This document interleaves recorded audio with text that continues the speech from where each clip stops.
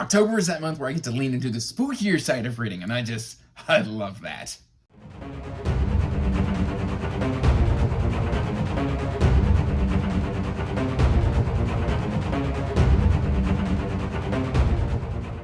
Hey everyone, welcome back to Andrew's Wizard that Reads, and as always guys, I am Andrew, and today we're doing the October TBR/NBR, because I've been kind of in a reading mood lately. Reading mood, I guess that works. But yeah, so some of this I might get to, some of it I might not, some of it might get switched out. We don't know, but I'd like to read these books.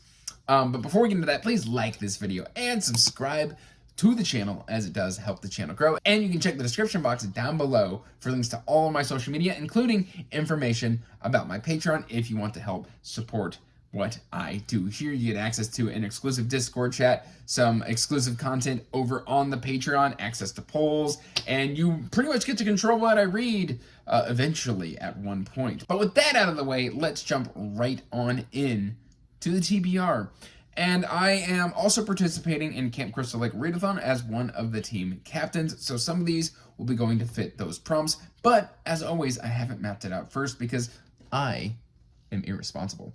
Anyway, that said, guys, let's jump right in to one of the ones that I don't own physically because it doesn't exist in physical, and that is The Wandering Inn, Book 3. And I'm going to use the term book because the volumes, I believe, at this point are starting to get broken up into multiple books because they get beefy.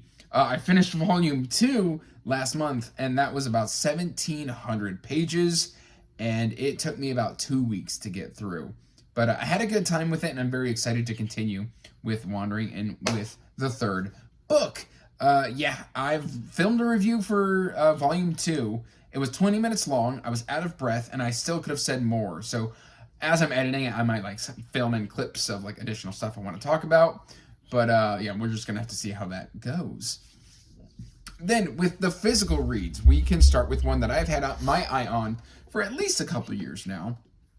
And that's Something Wicked, This Way Comes by Ray Bradbury. I've always wanted to read this book, and I've got this beautiful, beautiful, gorgeous edition. It's a quick read, and I don't know a whole lot about it other than it takes place in like a carnival, and it's horror related. But this is Ray Bradbury that I've always wanted to check out. I've also got the October Country and the Halloween Tree that I may try and fit in as well, but who knows if I have time for that. I am giving you a lot more books than I normally would, but that's just because I want to have a plethora to reach from. Up next, we have got Dreamer's Throne by Seth Ring, and Seth Ring is an author who he kindly reached out to me and provided me with this review copy, and you can definitely tell that this is more on the spookier side. He's kind of ghostly pale. This painting has like a skull right there, and then of course we can see that he is in a wheelchair. He is disabled, and I believe this is a lit RPG. It's also super short. You're going to notice a lot of shorter books this month because I want to get through a lot of books. But Seth Ring is one where he's got like a whole bunch of series that were like adapted from Royal Road. Specifically, I think that he's got like a forging one that I kind of want to get into. I've got the ebook of it, and I think I'm going to get the audios as well. I might get the physicals, who knows? But if I love Dreamer's Throne, then I'm definitely going to be getting more Seth Ring here on the channel here soon. Then we have got Mage Aaron, book number 5. Now, at the time of recording, I have yet to listen to The Lost City of Ithos, but I think I've got plenty of time to get to it, so we're going to tentatively slot in book 5 in the hopes that I can make room for it. So, yeah, that's going on there. Mage Aaron has been a very enjoyable read. It's Ralph Lister as the narrator, and I just love that. And so far, I'm 3 books in. I'm getting ready within the next 2 to 3 days to start book 4, so that shouldn't be a problem. Speaking of putting sequels to books that I haven't started yet, on my TBR, we've got Blood of Assassins by R.J. Barker. This is another one I hope to get to in the next couple of days. This is Wounded Kingdom number dos.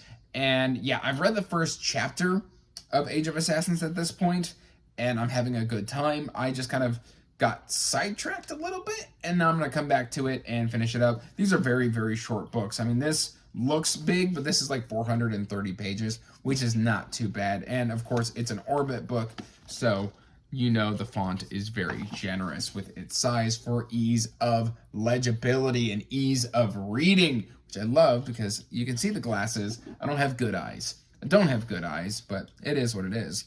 Then my patrons, every month, one of y'all gets to kind of pick a book anywhere off of my TBR or off of a list that I have pre-approved of like around 30 to 40 books that I'm kind of currently interested in, which might be the format going forward just because I've had a couple DNFs while doing these things, and I always feel bad when I DNF a patron pick, but like I've just got so much to read that I've got to be like a little, I don't know, picky. And so luckily, this is one that I've been wanting to read for a while. This is Binding of Souls by G Beatty. I've had these books on my shelf now, probably going on a year. I dropped my review of Crown of Madness, I believe is what it's called, about a year ago. You can check that out right there. This is a very interesting sort of series. The author said that he has progressed quite a bit from where he first started. This is my second time placing this on my TBR, first time as a patron pick. So hopefully I can get through this one, and it is a home run, because after that, I've still got 3 more books on my shelf from Ryan. Then it's time for On the Shoulder of Titans by Andrew Rowe. This is the kind of Arcane Ascension, I believe is the name of this series. Sufficiently Advanced Magic 2, if I've gotten that wrong. But I really enjoyed the first book. I loved the first book. I loved it enough to where I backed the Kickstarter. And yeah, I'm so excited. This is probably one of the bigger books, other than The Wandering End, that I will be reading this month. So I anticipate this to be one of my longer reads throughout the month. It's just a little bit more lit RPG progression, and it's a very long series because it's got 2 series that kind of intertwine with 2 different kind of timelines. We've got 2 kind of stories told in the same world. We've got kind of like a prequel / overlap. And then, like, because, like, Sufficiently Advanced Magic in that timeline, in that chronologically, is, like, book 9. And then Titans is book 10. And then the reading order that I've been presented then cycles back, like, all the way back, and doesn't come back to this series for quite a while. But, yeah, as long as I continue to like Andrew Rowe, I'm going to continue to read Andrew Rowe. Then, of course, you didn't think it was going to be October and I wasn't going to do a Stephen King book. And initially I wanted to do Lisey's Story, and I had a good talk with myself, and I'm like, okay, you just bought Lisey's Story. Why don't you read something that's been waiting for you to read it for a little bit longer? And so I decided to do Firestarter by Stephen King. It's one of his older ones, and literally it says, there's no question but that in the contemporary realm of horror and the supernatural, Stephen King is, well, king of the genre, and that's right here on the back. And I've always been interested in this one. I've never seen an adaptation, despite that I know there's been a couple that have been done, and I just really kind of want to know what Firestarter is about. It's one of his older novels, and I tend to like his older novels quite a lot, so I think this is a safe bet to pick for this month. I don't want to do a ton of Stephen King, but I do want to do at least one of my most read authors.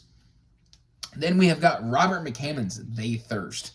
And this is one that I don't own physically because it's very, very hard to get it in physical. And if you do get it in physical, it's either a mass market paperback or like an $80 special edition. And it's like vampires in like 1980s LA, if I understand what this is. So I kind of want to give this one a shot. I've got it on audio. And yeah, it's another Robert McCammon book. So I think this is my first true Robert McCammon horror novel, because I've read a few by Robert McCammon, but this one is like me leaning more into the horror side of it. So I'm very curious on how that's going to go for me, because I did Boy's Life, and that one was kind of spooky, but I love Boy's Life because it's got more day in the life in a small town. Then I've done the first 2 of the Matthew Corbett's, but this is my true like horror novel by Robert McCammon. So we're going to kind of see how that goes. And if I love it, I might shell out for one of those special editions. You never know. Then, of course, we have got The Martyr, which is Covenant of Steel, book number 2 by Anthony Ryan. Again, at the time of recording, I have yet to read The Pariah, but I do have quite a lot of time left in the month to do so. And so I am confident that this one will make the list. I know my good friend Trin from Portable Magic loves Anthony Ryan, and she loves The Covenant of Steel as well. I trust her opinion, and I've read 6 Anthony Ryan books at this point. By the time I get to this, it will have been 7. This will be my 8th Anthony Ryan novel, which if I've read 8 books by an author, you can tell I vibe with their style. So I'm very excited to get to not only The Pariah, which by this point should be read, but also The Martyr.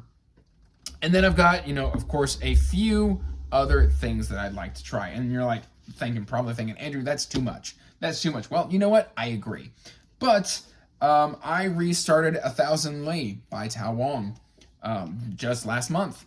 And so I will tentatively place book 4, which is called The Second Expedition, on my TBR. These read incredibly quickly. I've also got the audio of this. This is only 373 pages, which, again, I consider to be a relatively short book.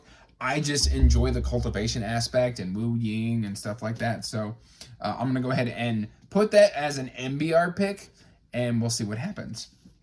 And then I've been making my way through One Piece. And so we're going to put Volume 2 and Volume 3. What my plan is here is I am basically rewatching the anime, and I'll rewatch a certain arc of the anime, and then I will read the associated manga that then fills in that arc. And what I'm enjoying doing it this way is because basically all I have to do is I have to flip to the last page of the volume and kind of see where it leaves off. And then I can watch those associated episodes and then try and find the differences between the two adaptations, because there's a lot of filler and a lot of extra detail in the anime that's not in the manga. But it's still an incredibly long manga and incredibly long anime, so it's a huge commitment. But yeah, so far I've already read the first volume, but then we've got Volume 2 and Volume 3, which is Buggy, and then I don't know where we go after Buggy. My brain refuses. I think that's Baratier. I think Baratier is Volume 3. I don't know. We'll see. It's been a minute since I've done the manga. And then I'm currently about halfway through Uzumaki. This is by Junji Ito. I have had mixed kind of reactions on the first half of the book, so we'll see how I feel about the second. Hopefully a lot of my complaints are addressed as it continues, and we're just going to kind of see how this goes. But that's really all I want to kind of tackle, which is already too much in October, so we'll see what I get to, what I don't get to, but I can promise I'm going to have a good time. That's all I really got for you this month, guys, but till next time, peace out, stay magical, bye. And as always, I want to give a huge thank you to my patrons. I could not do this without you.